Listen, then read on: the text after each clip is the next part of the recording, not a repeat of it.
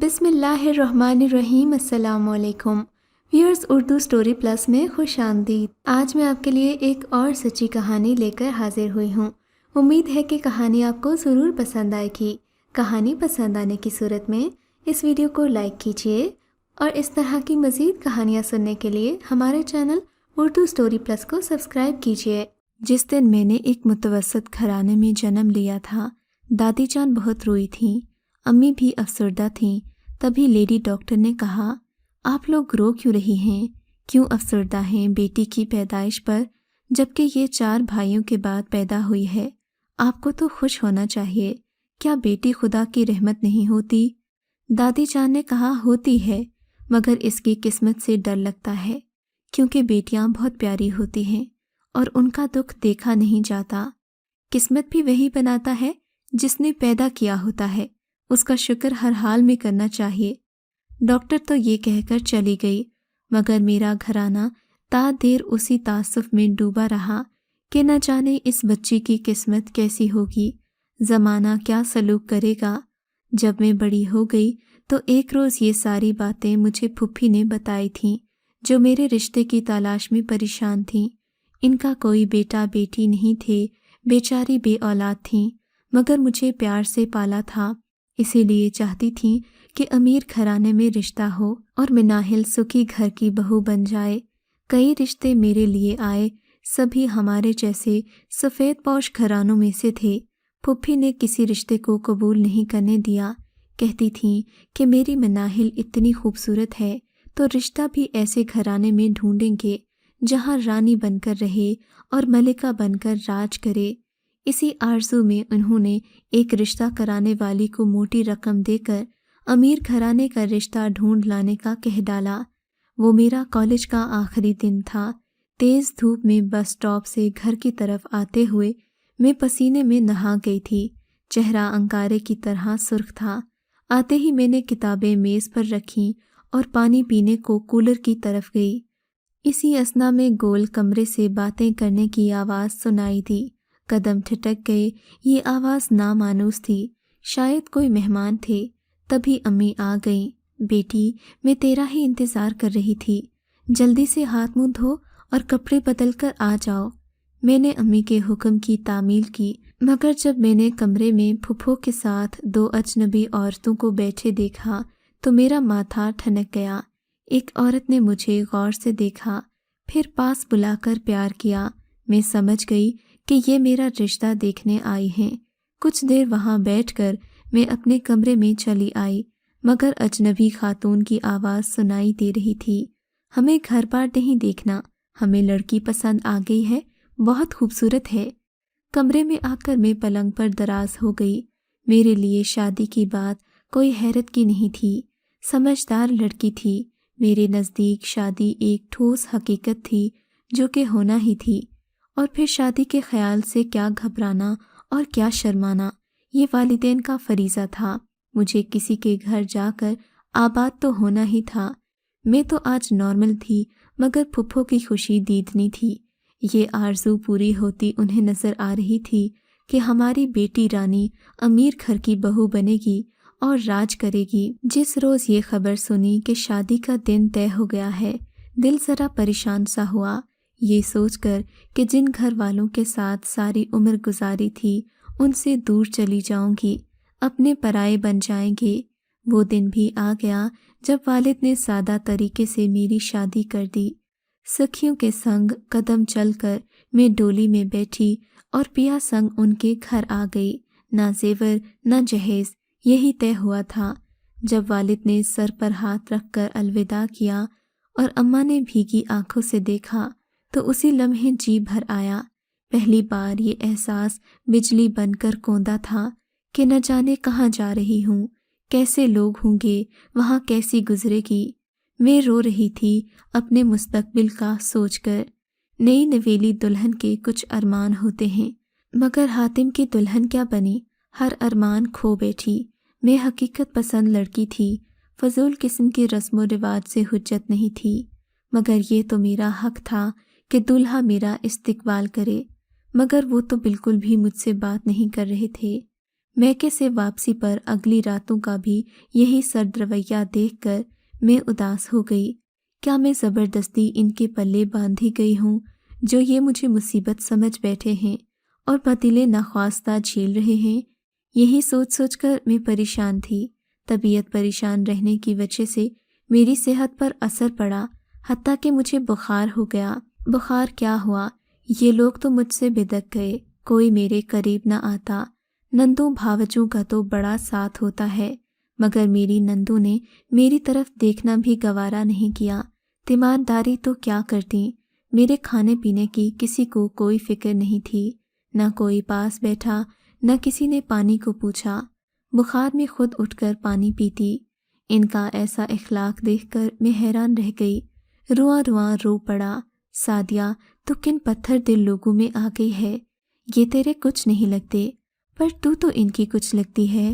اس سب گھر کی بہو بن کر آئی ہے، کس سے برائی ہے، نہ جھگڑا ہوا ہے، ابھی کل ہی تو آئی ہے، شکل بھی بری نہیں، پھر آخر ایسا کیوں ہے؟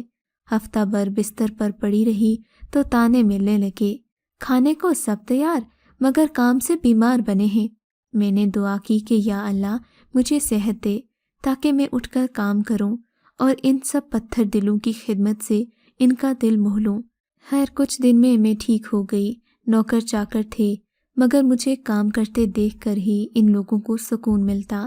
میں کچن میں کام کرنے لگی تو ان لوگوں کو سکون ملا۔ ایک رات میں نے حاتم سے ان کے گھر والوں کا شکوہ کیا کہ کسی نے مجھے بیماری میں پوچھا تک نہیں۔ کہنے لگے تم غریب لوگ نہ جانے اتنے حساس کیوں ہوتے ہو؟ ارے بھائی، بیمار سے دور رہنا چاہیے تاکہ دوسرے بھی بیمار نہ پڑ جائیں۔ پڑھی لکھی ہو مگر جہالت پھر بھی نہیں گئی۔ اگلے روز طعنہ دیا، ہلکا بخار ہی تو تھا، کام کاج کیوں چھوڑ دیا تھا؟ ان کے منہ سے یہ بات سن کر میرا دل کرچی کرچی ہو گیا۔ تو کیا یہ امتیازی سلوک محض اس لیے تھا کہ میں ان کی کلاس سے نہ تھی؟ اب بات کچھ سمجھ میں آنے لگی۔ زندگی کے اس موڑ پر احساس ہوا کہ امیر گھرانے کی بہو بن کر میں یہاں مسلط کر دی گئی ہوں۔ میرا دل تو کٹ کر رہ گیا۔ اب کچھ کہنا بولنا فضول تھا۔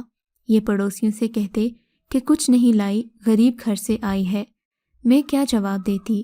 دن عجیب سے گزرنے لگے۔ دن بھر کچن میں نت نئے کھانے بناتی، مگر کوئی مجھ سے خوش نہیں تھا، الٹا طعنے ملنے لگتے۔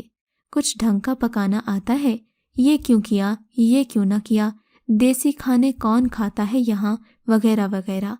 چاروں نندیں میرے نقص پکڑنے میں لگی رہتیں۔ کوئی عورت دلہن کو دیکھنے آتی تو یہ شروع ہو جاتی، کچھ ڈھنگ نہیں ہے، ماں نے تمیز نہیں سکھائی، ادب آداب سے تو بالکل واقف نہیں۔ میں تو ان لوگوں کا منہ دیکھتی رہ جاتی۔ جب خود شریک زندگی میرے ساتھ نہیں تھا تو میں کسی سے کیا شکوہ کرتی۔ 2 مہینے گزرے تو میں غم سے آدھی رہ گئی۔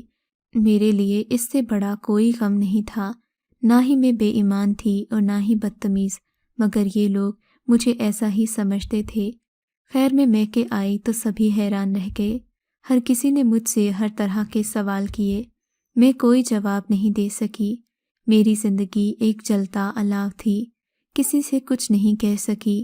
غم غلط کرنے کے لیے رات کو مطالعے کی عادت ڈال دی، مگر پھر بھی ان لوگوں نے میری اس بات سے بھی شکوہ کیا کہ نہ جانے راتوں کو جاگ کر کیا کرتی ہے۔ حاتم بھی آدھی رات کو لوٹتے، رات بھر مجھے نیند نہ آتی۔ شادی سے پہلے کی زندگی بڑے سکون سے گزری تھی، مگر اب نہ جانے ایسا کیوں ہو رہا تھا۔ میں اللہ سے دعا کرتی کہ اے اللہ میری زندگی کو بامقصد بنا دے۔ ایک روز شام ہو رہی تھی، حاتم باہر سے آئے اور بغیر کھانا کھائے لیٹ گئے۔ میں ان کے پاس گئی اور پوچھا آپ کی طبیعت ٹھیک ہے؟ جواب نہ دیا تو ان کے پاس بیٹھ گئی اور سر دبانے لگی۔ جب ہی یک لخت دھکا دے کر مجھے انہوں نے ہٹا دیا، کہنے لگے کیا میں کنیز خرید کر لایا ہوں؟ انہوں نے مجھے ایسی ایسی باتیں کہیں کہ مجھے لگا میرے کانوں میں پگھلتا ہوا سیسا ڈالا جا رہا ہے۔ کہنے لگے ہماری سوسائٹی میں تم جیسی بیوی کی کوئی گنجائش نہیں۔ کہنے لگے تمہیں شوہر کو خوش رکھنا آتا ہی نہیں، خدا کے لیے ہماری جان چھوڑو اور میکے چلی جاؤ۔ میری سمجھ میں کچھ نہیں آیا کہ یہ شخص یا تو ذہنی طور پر احساس کمتری کا شکار ہے یا مجھے پہچان ہی نہیں سکا۔ میں جوں صبر کرتی ان کا ستم بڑھتا جاتا، یہاں تک کہ میری زندگی حیران ہو گئی۔ ایک دن میری ساس عادت کے مطابق مجھ پر بڑبڑا رہی تھیں کہ امی آ گئیں۔ ساس میری غلطیاں گنوانے لگیں۔ اسی گھڑی کو کوس رہی ہوں جب اس منحوس کا رشتہ لیا تھا۔ امی کو بھی برا بھلا بول گئیں۔ امی کو بہت دکھ ہوا۔ میں انہیں اپنے کمرے میں لے گئی۔ وہ مجھے فوراً ساتھ چلنے کو کہنے لگیں۔ اس پر بات بڑھ گئی۔ میری ساس نے امی کو بھی برا بھلا کہا اور مجھے مجبور کرنے لگیں کہ ساتھ چلو، اب مزید یہاں میری بے عزتی نہ کرواؤ۔ ہماری ساس نے کہا تم دونوں اس گھر سے نکل جاؤ۔ تب میں برداشت نہ کر سکی اور والدہ کا ہاتھ پکڑ کر چلی آئی۔ اب بات چھپی نہ رہی۔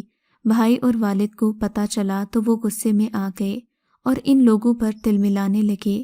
ان لوگوں سے ایسی ہی امید تھی۔ مجھے لگتا تھا حاتم کسی روز مجھے لینے آ جائیں گے، مگر ایسا نہ ہوا۔ الٹا انہوں نے خط لکھ بھیجا کہ تم میرے گھر سے رقم اور زیور چوری کر کے لے گئے ہو۔ خط پڑھ کر والد آگ بگولا ہو گئے۔ بھائی تو تصادم پر آمادہ تھے، مگر میں نے ہاتھ جوڑ کر انہیں روک دیا۔ اب ہم دونوں گھرانوں میں مقدمے بازی ہو گئی۔ اپنے والدین کو پریشانی میں دیکھ کر میں مر جاتی۔ اف میرے خدایا، میں کاہے کو پیدا ہو گئی؟ ان کی زندگیوں کو روگ لگا دیا۔ کاش پیدا نہ ہوتی تو میری جگہ بھی بھائی پیدا ہوتا۔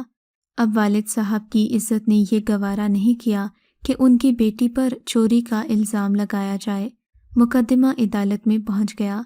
الٹا حاتم پر ہرجانہ ہوا اور عدالت کے ذریعے مقدمہ کا خرچہ بھی اسی کو دینا پڑا۔ والد صاحب نے تنسیخ کا دعویٰ کر دیا۔ اب میرا وہاں جانا ممکن نہیں تھا۔ حاتم نے انتقاماً مجھے لٹکایا ہوا تھا۔ مالی حالات اور کمزور ہو گئے تو میں نے ملازمت کی ٹھان لی۔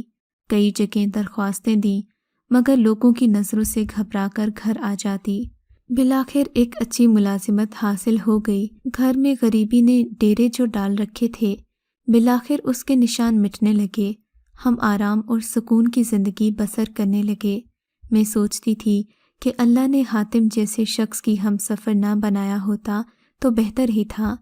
ایک روز میں اپنے دفتری اوقات میں کام میں مشغول تھی کہ حاتم وہاں آ گیا۔ وہ شرمندہ کھڑا تھا۔